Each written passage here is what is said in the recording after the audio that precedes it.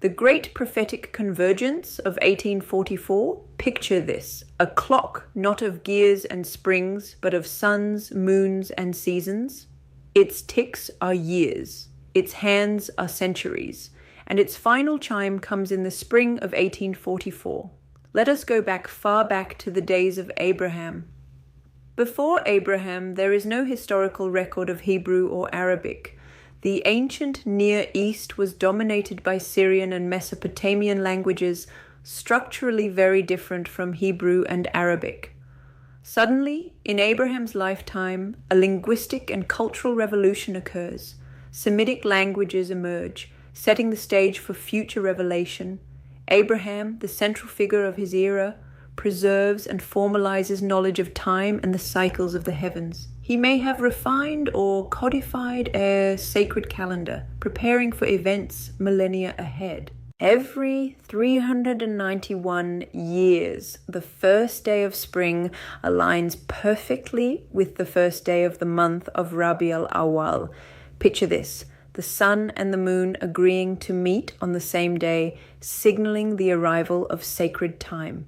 Even before Abraham, the builders of the Great Pyramid of Giza encoded this moment.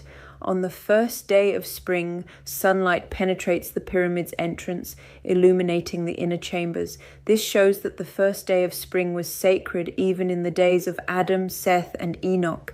It was a cosmic marker for the unfolding of divine light in human history. The prophets encoded time in symbols and numbers. In Daniel chapter 7, verse 25, and in Daniel chapter 12, a riddle appears, time, times, and half a time.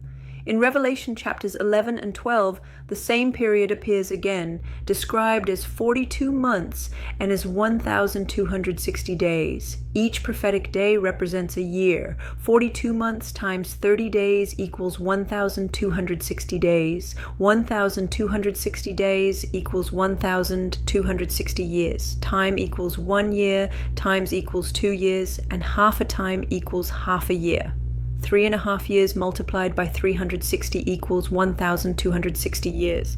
All of these numbers point toward a divinely appointed moment in history. Daniel chapter 12 describes the man clothed in linen, standing above the waters, raising both hands, and swearing that these events will last exactly the prescribed period.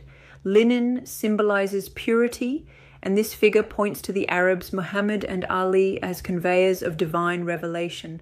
Revelation 11 verse 2 speaks of the outer court given to the nations for 42 months, representing the divine plan unfolding outside Israel beyond the boundaries of the Jewish priesthood. This outer court is the stage for revelation among non-Israelite peoples. Picture this. The Great Pyramid, the lunar and solar calendars, and these prophetic numbers converge. In 1844, the Jewish correctional calendar places the 1st of Nisan exactly on the first day of spring. This confirms that the Jewish calendar, going back at least to around 502 BCE, was designed to match sacred time with the solar year, to align religious observances with the rebirth of the natural world. From 457 BCE, the decree of Artaxerxes to rebuild Jerusalem, 2,300 years in the solar reckoning leads directly to 1844. From 622 CE, the Hijra, 1,260 lunar years, also arrive at 1844. The 10 cycles of 391 years from Abraham, 3,910 years, also bring us to 1844. The calculations, the calendars, the astronomical cycles, and prophetic vision all point to the same year. Rumi, the 13th century Persian mystic, foresaw the season. Ahmad of the last days will come with transition in Rabi al-Awwal, without dispute. This predicts the very month of the Bab's spiritual readiness, harmonizing the lunar month with the spring season, just as Abraham's cycle had foretold. Picture this. The spring of 1844 has arrived. By the 1st of Rabi al-Awwal, the Bab declares in his writings that he is fully prepared for the arrival of him who will be his first believer, Mullah Hussein. The spiritual revelation is at hand, even though he has not yet physically entered Shiraz.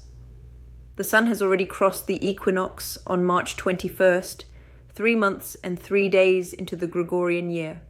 The world itself seems to hold its breath. Meanwhile, another spiritual journey was unfolding parallel to this historic and monumental spiritual equinox. On December 31st, 1843, the last day of the Gregorian year, Syed Kazim passed away. At that same time, Mullah Hussein, one of his prominent stalwarts in disseminating the news of the Promised One, was on a mission to meet the leaders of thought. Picture this now as Syed Kazim is returning from Hajj. He and his followers stop under a tree to rest on December 22nd, 1843. A shepherd rushes toward them, breathless, calling out, "O son of the Prophet, I have been staying here for 3 days and 3 nights. I had a dream of the Prophet Muhammad, who told me that my son, Syed Kazim, will come with his followers under this very tree. You must tell him that in 9 days he will pass from this world." The followers are shocked. Syed Kazim was only 61 years old, but he turns to them with a serene smile. "O my dear ones, do you not wish me to go, so that the Promised One may come? Do not be sad." Now picture this. The Bab, fully prepared, awaits the arrival of Mullah Hussein, his first believer. The spiritual clock has struck and the world is aligned. The celestial and prophetic cycles, the preparation of devoted teachers, and the guidance of divine dreams all converge. 3 months later, on May 23rd, he enters Shiraz. The timing is not random. Every moment, every event, every teacher, and every alignment confirms that 1844 is a sacred year. From Adam onward, from Abraham, from Moses, from Daniel, from John, from Rumi, from the builders of the Great Pyramid, a divine clock has been running. Every cycle, every number, every alignment has been measured to converge on the appointed spring of 1844. The first day of Nisan falls on the first day of spring. The sun strikes the pyramid, the lunar and solar years meet, and the Promised One appears clothed in the tradition of purity in a religion outside Israel to fulfill the cumulative vision of centuries. The prophet spoke in riddles, yet time itself has answered. The spiritual and the cosmic converge. Spring arrives, and with it a new chapter in human history. The sacred clocks strike together, light shines, revelation unfolds. Humanity witnesses the fulfillment of a promise millennia in the making. 2 hours and 11 minutes past the sunset on the 23rd of May, 1844, Mullah Hussein is the first to recognize the Promised One.